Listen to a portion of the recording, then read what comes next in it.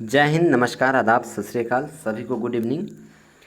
मैं पवन सर आप सभी लोगों के बीच हिंदी का प्रैक्टिस सेट नंबर 23 लेकर के आ चुका हूं और हो चुका है आपका समय क्लास का। तो सभी लोग पेन पेपर हाथ में लेकर के बैठ जाएंगे और क्लास को करना शुरू करेंगे। ठीक है, चलिए तो प्रैक्टिस सेट नंबर 23 को हम लोग देखते हैं और पहला क्वेश्चन को देखते हैं। ठीक है, फर्स्ट क्वेश्चन क्या कहता है, ध्यान दीजिएगा। 61 नंबर क्वेश्चन है ये। इसमें कहता है कि इसमें से चार विकल्प दिए हुए हैं, मतलब चार शब्द दिए हुए हैं, इसमें सही वर्तनी वाला शब्द बताना है। जैसे जिजीविसा, जिजीविसा कहाँ पर कौन सा सही लिखा हुआ है? या तो जिजीविसा होता है या जिजीवसा होता है या जजीवसा होता है या जिजीविसा होता है, कौन सा होता है इसमें से आपको बताना है। तो फटाफट कमेंट सेक्शन में आपके पास 3 सेकेंड का समय है, करेंगे कमेंट सेक्शन में कमेंट और बताएंगे आंसर। ठीक है, चलिए फटाफट बताइए सभी लोग, कमेंट सेक्शन में कमेंट करते जाइए। तो ये 61 का आप देखिए आंसर, जिजीविसा कैसे दिखाता है ये। एक सेकेंड, सॉरी, ज हर्षिकार, फिर ज दीर्घिकार और व हर्षिकार मूर्धन स आकार, यही होता है जिजीविसा। ठीक है, तो ऑप्शन नंबर ए में ये ऑप्शन है, इसलिए option number A is the right answer. Next question number 2 की ओर चलिए, यानी 62 की ओर। देखिए 62 नंबर क्वेश्चन क्या कहता है कि यहाँ पर जो वर्तनी दिया हुआ है इसमें सही वर्तनी वाला शब्द बताइए कौन सा होगा। ऐश्वर्य, ऐश्वर्य कौन सा ऑप्शन में सही लिखा हुआ है ये आपको बताना है।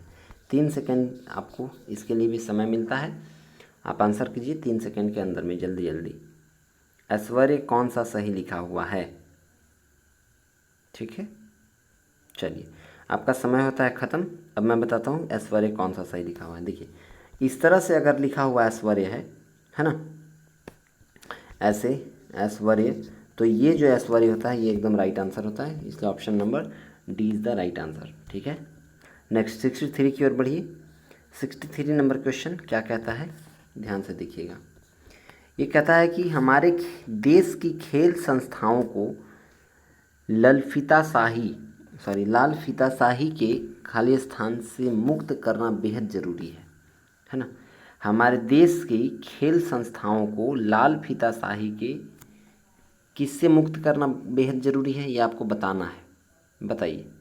तो चंगुल से, लगाम से, ग्रंथि से या खेल से, क्या हो जाएगा इसका आंसर? 63 का आंसर बताइए सभी लोग। तो लाल फीताशाही के किससे? चंगुल से मुक्त करना बेहद ज़रूरी है ना। इस ऑप्शन नंबर ए आपका सही आंसर होगा। अगला 64 की ओर बढ़िए। 64 नंबर क्वेश्चन क्या कहता है?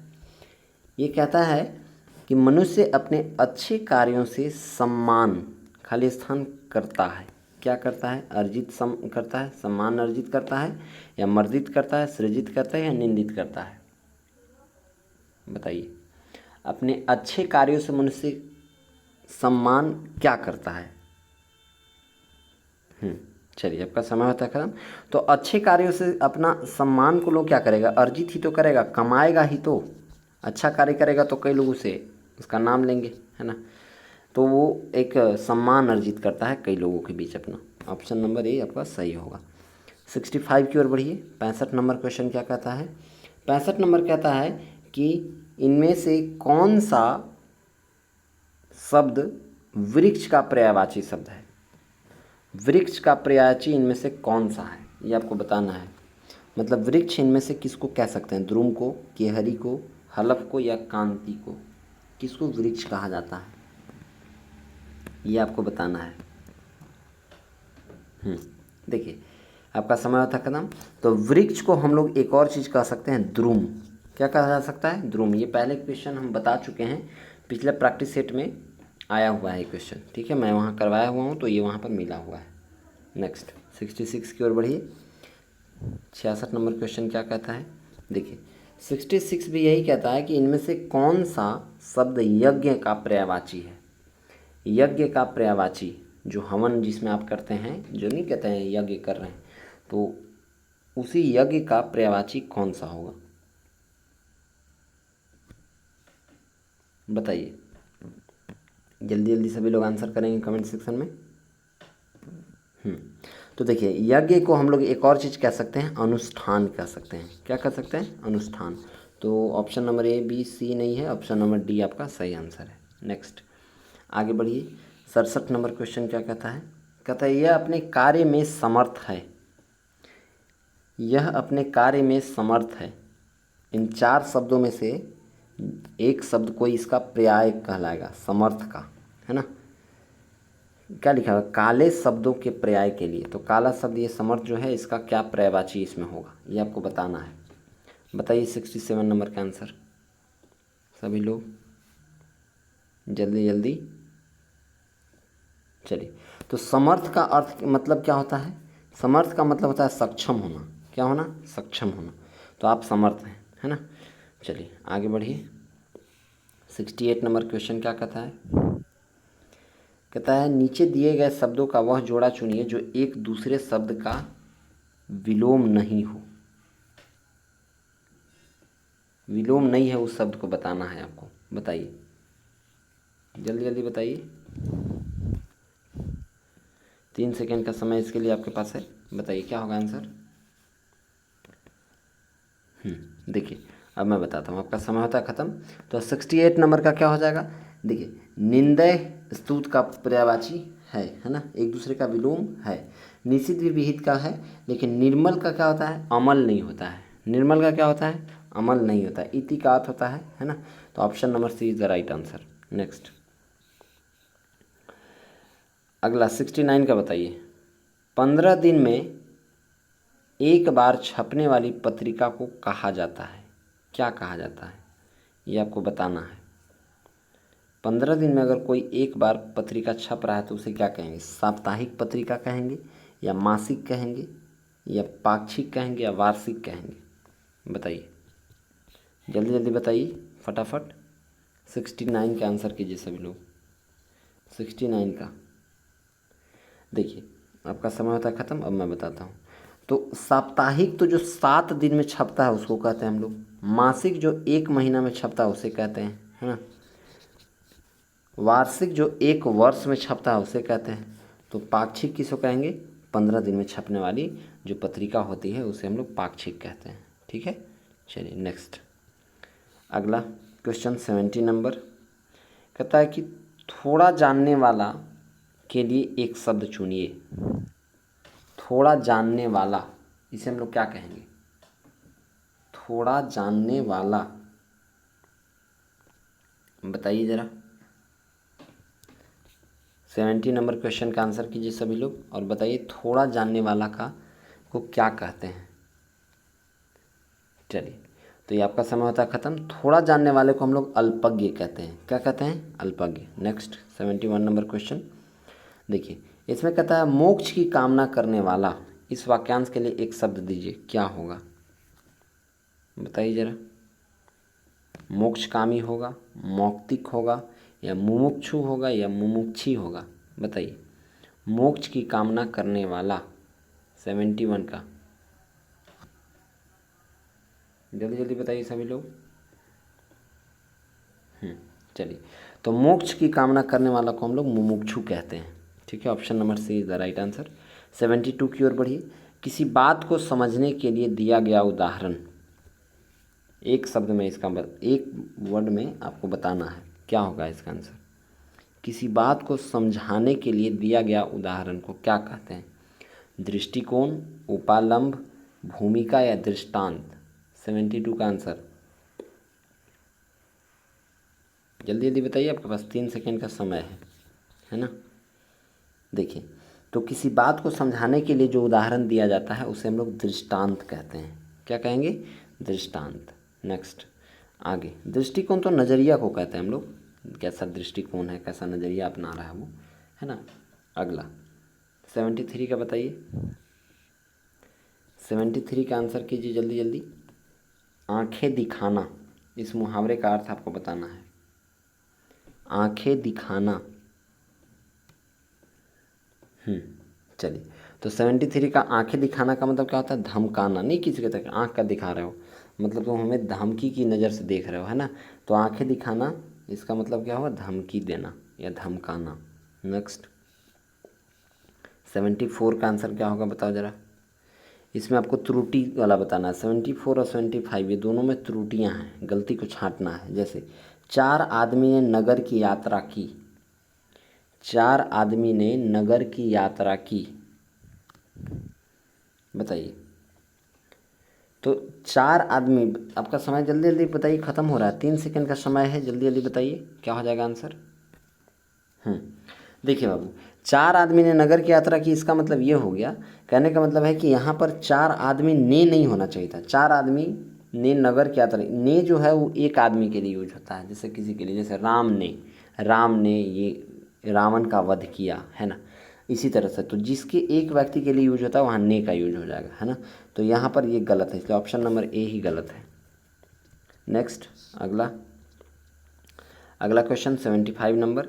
नीरज की सौभाग्यवती कन्या का विवाह कल होगा। नीरज की सौभाग्यवती कन्या का विवाह कल होगा। 75 का आंसर कीजिए। नीरज की सौभाग्यवती कन्या, फटाफट बताइए जल्दी जल्दी, 3 सेकंड का समय है आपके पास।